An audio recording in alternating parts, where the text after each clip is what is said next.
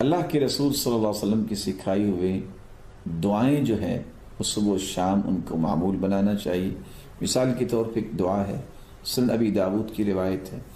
جو 3 مرتبہ صبح اور 3 مرتبہ شام کو یہ دعا پڑھ لیتا ہے تو اس کو کبھی بھی کوئی اچانک بلا نہیں پہنچے گی۔ بسم اللہ الذی لا یضر مع اسمہ شیء فی الارض ولا فی السماء وهو السمیع العلیم۔ اسی طرح رسول اللہ صلی اللہ علیہ وسلم نے فرمایا، صحیح مسلم کی روایت ہے کہ انسان جہاں بھی رہتا ہے، کہیں رکتا ہے، پڑاؤ ڈالتا ہے، یہ دعا اگر پڑھ لے، اعوذ بکلمات اللہ التامات من شر ما خلق لم يضره شیء حتى يرتحل من منزله ذلك،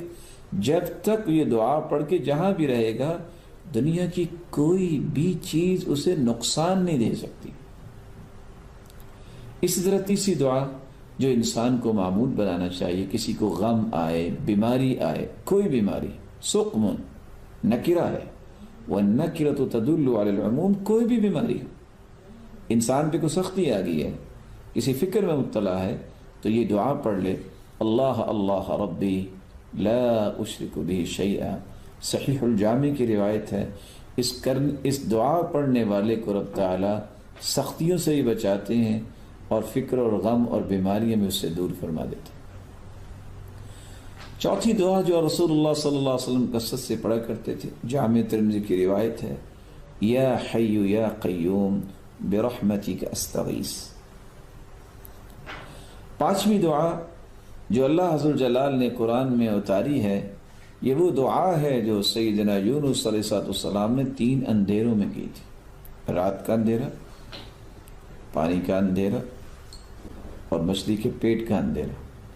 امت اس وقت خوف اور پریشانی کے اندھیروں میں ڈوب چکی ہے، اگر یونس علیہ السلام یہ دعا پڑھیں، لا الہ الا انت سبحانک انی کنت من الظالمین، یہ دعا پڑھیں، اللہ تینوں اندھیروں سے نکال کے انہیں لے آئیں، تو آج امت بھی یہ دعا پڑھے تو اندھیروں سے نکل سکتی ہے۔ اور حدیث کے آخر میں لفظ بھی یہ ہیں، لم يدع بها رجل قط الا استجاب اللہ له، جس مصیبت کے لیے انسان یہ دعا پڑھتا ہے اللہ عز و جلال اس مصیبت کو اس سے دور فرما دیتے ہیں۔ اگرچہ لوگ اس کو آیت کریمہ سے بھی یاد کرتے ہیں، یہ رسول اللہ صلی اللہ علیہ وسلم پر نازل ہونے والے قرآن کی آیت کا حصہ ہے۔ چھٹی دعا جو ہمیں پڑھنی چاہیے، اللہم عافنی فی بدنی، اللہم عافنی فی سمعی، اللہم عافنی فی بصری، میرے مالک مجھے بدنی اور سمعی اور بصری عافیتوں سے نواز دے۔ اور 3 مرتبہ صبح اور 3 مرتبہ جو شام پڑھتا ہے اللہ عز و جلال اس کو محفوظ کر دیتے ہیں۔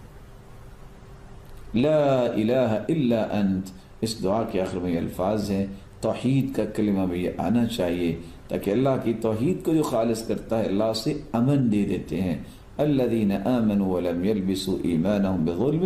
اولئک لهم الامن فهم مہتدون،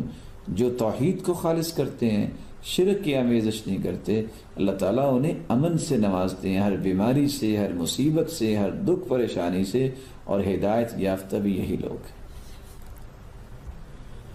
رسول اللہ صلی اللہ علیہ وآلہ وسلم نے ایک 7ویں دعا بھی سکھائی ہے، اللہم انی اعوذ بک من منکرات الاخلاق والاعمال والاہواء والادواء،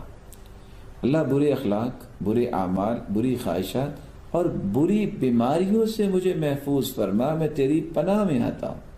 صحیح الجامع کی روایت ہے، اس دعا کو بھی یاد کر کے معمول بنانا چاہیے۔ اور 8ویں دعا، اللہم انی اعوذ بک من البرص والجنون والجزام ومن سیء الاسقام، اے اللہ برس کی بیماری سے، پاگل پن اور کوڑ سے اور تمام بری بیماریوں سے میں تیری پناہ مانگتا ہوں۔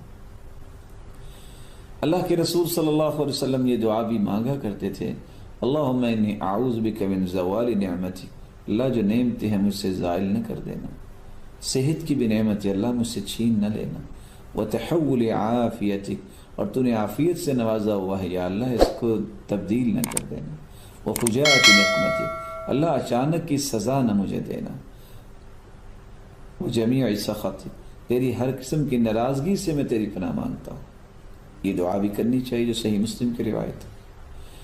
10ویں دعا رسول اللہ صلی اللہ علیہ وسلم نے امت کو سکھائی ہے کہ جو شخص کسی بھی غم یا مصیبت میں یہ دعا پڑھ لیتا ہے، اللہم انی عبدک وابن عبدک وابن امتک ناصیتی بیدک ماض فی حکمک عدل فی قضاؤک اسألک بکل اسم هو لک سمیت به نفسک او علمته احدا من خلقک او انزلته في كتابك او علمته احدا من خلقك او استأثرت به في علم الغيب عندك ان تجعل القرآن العظيم ربيع قلبي ونور صدري وجلاء حزني وذهاب همي۔ اللہ کے رسول کا فرمان ہے یہ دعا جو پڑھ لیتا ہے اللہ اس کے غم کو خوشی میں تبدیل فرما دیتے۔ کس قدر یہ خوبصورت دعا ہے جس سے انسان کا غم خوشی میں تبدیل ہو جاتا ہے۔ آج امت کس قدر غم میں چلی گئی ہے، اور آپ صلی اللہ علیہ وآلہ وسلم نے فرمایا یہ دعا بھی یاد ہونی چاہیے۔ جب بھی کسی بیمار کو دیکھو تو یہ پڑھنا چاہیے، الحمدللہ الذی عافانی مما ابتلاک به وفضلنی علی کثیر ممن خلق تفضیلا۔ اللہ تیری ہی تعریف ہے، تو نے مجھے عافیت میں رکھا ہے اس مصیبت سے جس میں اس نے تجھے مبتلا کیا ہے۔ جب اس کو دیکھ کے پڑھے جو انسان بیچارہ بیمار ہے، اللہ اس کو بھی صحت دے، اور اے اللہ تو نے مجھے کتنی فضیلت سے نوازا ہے۔ یہ دعا پڑھنے والا اللہ ذو الجلال کے ہاں اتنا محفوظ ہو جاتا ہے کہ رب تعالی اس کو اس بیماری سے محفوظ فرما دیتے ہیں جس بیماری والے کو دیکھ کے انسان یہ دعا پڑھتا ہے تو اللہ ذو الجلال اس کو اس بیماری سے محفوظ فرما دیتے ہیں۔